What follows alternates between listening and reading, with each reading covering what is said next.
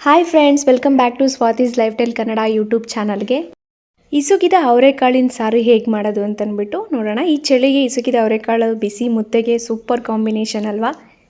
So ಇಸುಕಿದ ಅವರೆಕಾಳು ಸಾರು ಹೇಗೆ ಮಾಡೋದು ಅಂತ ನೋಡೋಣ. ಅದಕ್ಕಿಂತ ಮುಂಚೆ ಯಾರೆಲ್ಲ ನನ್ನ ವೀಡಿಯೋಸ್ನ ಸಬ್ಸ್ಕ್ರೈಬ್ ಮಾಡ್ಕೊಳ್ದೆ ನೋಡ್ತಾ ಇದ್ದೀರೋ ಸಬ್ಸ್ಕ್ರೈಬ್ ಮಾಡ್ಕೊಂಡು ವೀಡಿಯೋಸ್ನ ನೋಡಿ. ಸಬ್ಸ್ಕ್ರೈಬ್ ಮಾಡ್ಕೊಳ್ಳೋದ್ರಿಂದ ನಾನು ವೀಡಿಯೋ ಹಾಕಿರೋದು ನಿಮಗೆ ನೋಟಿಫಿಕೇಷನು ಬರುತ್ತೆ, ಮುಂಚೆನೇ ನೋಡ್ಬೋದು. ಸೊ ಈಗ ಹೇಗೆ ಮಾಡೋದು ಅಂತ ನೋಡೋಣ ಬನ್ನಿ. ಮೊದಲಿಗೆ ನಾನು ಆಲೂಗೆಡ್ಡೆ ಬದನೆಕಾಯಿ ತೊಳೆದು ಕಟ್ ಮಾಡಿ ಇಟ್ಕೊಂಡಿದ್ದೀನಿ. ನಾನಿಲ್ಲಿ 2 ಬದನೆಕಾಯಿ, 2 ಮೀಡಿಯಮ್ ಸೈಜು ಆಲೂಗೆಡ್ಡೆ ಕಟ್ ಮಾಡಿ ತೊಳೆದು ಇಟ್ಕೊಂಡಿದ್ದೀನಿ.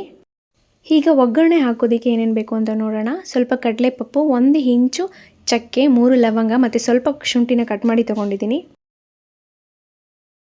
1 ಬೆಳ್ಳುಳ್ಳಿ ಗಡ್ಡೆ ಸಣ್ಣದಾಗಿ ಮೀಡಿಯಮ್ ಸೈಜ್ದು, 2 ಈರುಳ್ಳಿನ ಕಟ್ ಮಾಡಿ ತೊಗೊಂಡಿದ್ದೀನಿ. ಸ್ವಲ್ಪ ಕರಿಬೇವು ಸೊಪ್ಪು, ಸ್ವಲ್ಪ ಕೊತ್ತಂಬರಿ ಸೊಪ್ಪು, 1 ಮೀಡಿಯಮ್ ಸೈಜು ಟೊಮೊಟೊ ಕಟ್ ಮಾಡಿ ತೊಗೊಂಡಿದ್ದೀನಿ ನಾನು. ಈಗ ಹೇಗೆ ಮಾಡೋದು ನೋಡೋಣ ಬನ್ನಿ.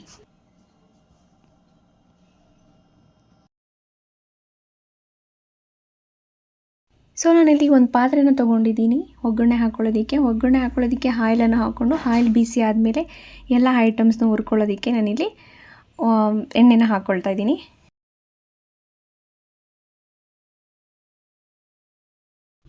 ಎಣ್ಣೆ ಎಲ್ಲ ಬಿಸಿ ಆದ ನಂತರ ನಾವೇನು ಕಟ್ ಮಾಡಿ ಇಟ್ಕೊಂಡಿರ್ತೀವಲ್ಲ ಈರುಳ್ಳಿ ಬೆಳ್ಳುಳ್ಳಿ ಅದೆಲ್ಲ ಸೇರಿಸಿ ನಾವು ಈರುಳ್ಳಿ ಬೆಳ್ಳುಳ್ಳಿ ಸೇರಿಸಿ ಫಸ್ಟು ಹುರ್ಕೊಳ್ಳೋಣ ಚೆನ್ನಾಗಿ.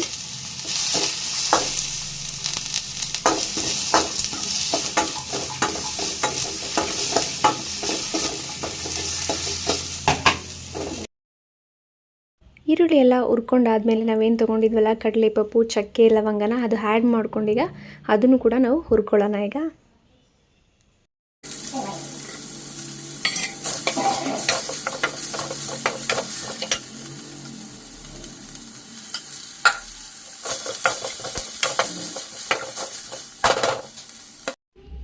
ಈಗ ನಾವು ಕಟ್ ಮಾಡ್ಕೊಂಡಿರೋ ಟೊಮೊಟೊನ ಕೂಡ ಆ್ಯಡ್ ಮಾಡಿಕೊಂಡು ಹುರ್ಕೊಳ್ಳೋಣ ಚೆನ್ನಾಗಿ. ಅದು ಸ್ವಲ್ಪ ಹಸಿ ವಾಸನೆ ಹೋಗೋ ತನಕ ಹುರ್ಕೊಳ್ಳೋಣ ಟೊಮೊಟೊನ.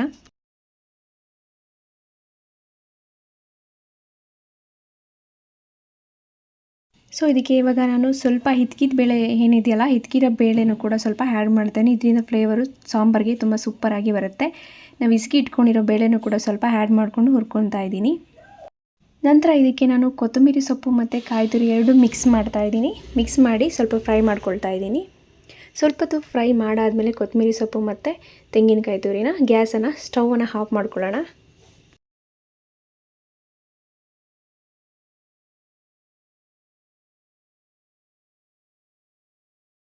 ಸೊ ಈಗ ಸ್ಟವ್ ಆಫ್ ಮಾಡ್ಕೊಂಡಾದಮೇಲೆ ನಾವು 2 ರಿಂದ 3 ಟೇಬಲ್ ಸ್ಪೂನನ್ನು ನಾವಿಲ್ಲಿ ಧನಿಯಾ ಪೌಡರನ್ನು ಆ್ಯಡ್ ಮಾಡಬೇಕು. ಸ್ಟವ್ ಆಫ್ ಮಾಡ್ಕೊಂಡಾದಮೇಲೆ ಧನಿಯಾ ಪೌಡರನ್ನು ಆ್ಯಡ್ ಮಾಡಿಕೊಂಡು ಮಿಕ್ಸ್ ಮಾಡ್ಕೋಬೇಕು.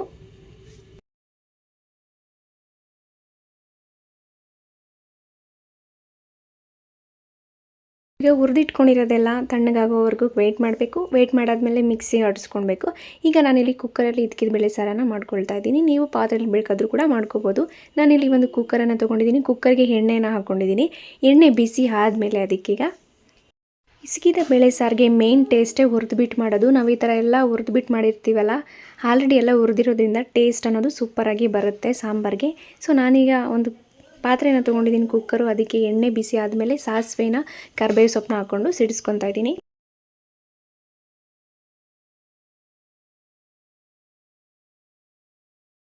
ಸೊ ಇದಕ್ಕೆ ಈಗ ನಾವೇನು ಇಟ್ಕೊಂಡಿರ್ತೀವಲ್ಲ ಬೇಳೆನ ಅದನ್ನು ಮಿಕ್ಸ್ ಮಾಡಿಕೊಂಡು ಸ್ವಲ್ಪ ಹುರ್ಕೊಳ್ಳೋಣ. ಒಂದು 5 ನಿಮಿಷ ಹುರ್ಕೊಳ್ಳೋಣ. ಯಾಕಂದರೆ ಹಸಿ ವಾಸನೆ ಹೋಗೋ ತನಕ ಒಂದು 5 ನಿಮಿಷ ಹುರ್ಕೊಳ್ಳೋಣ. ತುಂಬ ತಿರುಗಿಸ್ಬೇಡಿ, ಸೌಟಾಗಿ ಅದು ಕಟ್ಟಾಗೋ ಚಾನ್ಸಸ್ ಇರುತ್ತೆ. ಸ್ವಲ್ಪ ನೋಡ್ಕೊಂಡು ತಿರುಗಿಸ್ಕೊಳ್ಳಿ.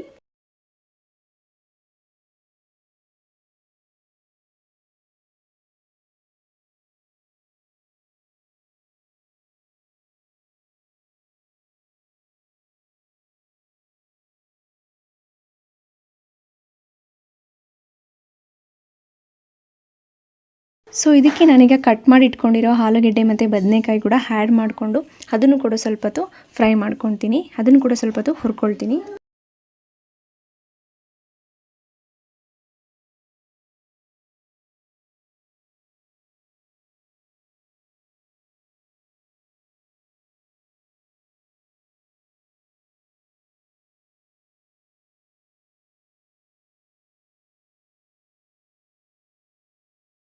ಸೊ ಸೊ ಇದಕ್ಕೆ ಈಗ ನಾನು ಮಿಕ್ಸಿಗೆ ಆಡಿಸಿಟ್ಕೊಂಡಿರೋ ಮಸಾಲೆನ ಆ್ಯಡ್ ಮಾಡ್ತಾ ಇದ್ದೀನಿ. ಈಗ ಮಿಕ್ಸಿಗೆ ಆಡಿಸಿಟ್ಕೊಂಡಿರೋ ಮಸಾಲೆನ ಆ್ಯಡ್ ಮಾಡಿಕೊಂಡು ನಿಮಗೆ ಎಷ್ಟು ಅದಕ್ಕೆ ನೀರು ಬೇಕೋ ಗಟ್ಟಿಗೆ ಇಲ್ಲಾಂದರೆ ತೆಳ್ಳಗೆ ಬೇಕಿದ್ರೆ ತೆಳ್ಳಗೆ ನೋಡಿಕೊಂಡು ಉಪ್ಪು ಖಾರನ ಹಾಕ್ಕೊಂಡು ನೀವು ಇಟ್ಕೋಬೋದು. ಈಗ ಖಾರದ ಪುಡಿ ಹಾಕಬೇಕು. ಖಾರದ ಪುಡಿ ಹಾಕೋದ್ರಿಂದ ಫ್ಲೇವರು ಇದಕ್ಕಿದ ಬೇಳೆ ಸಾಂಬಾರು ಫ್ಲೇವರು ಚೆನ್ನಾಗಿ ನೋಡೋದಕ್ಕೆ ಚೆನ್ನಾಗಿ ಬರುತ್ತೆ.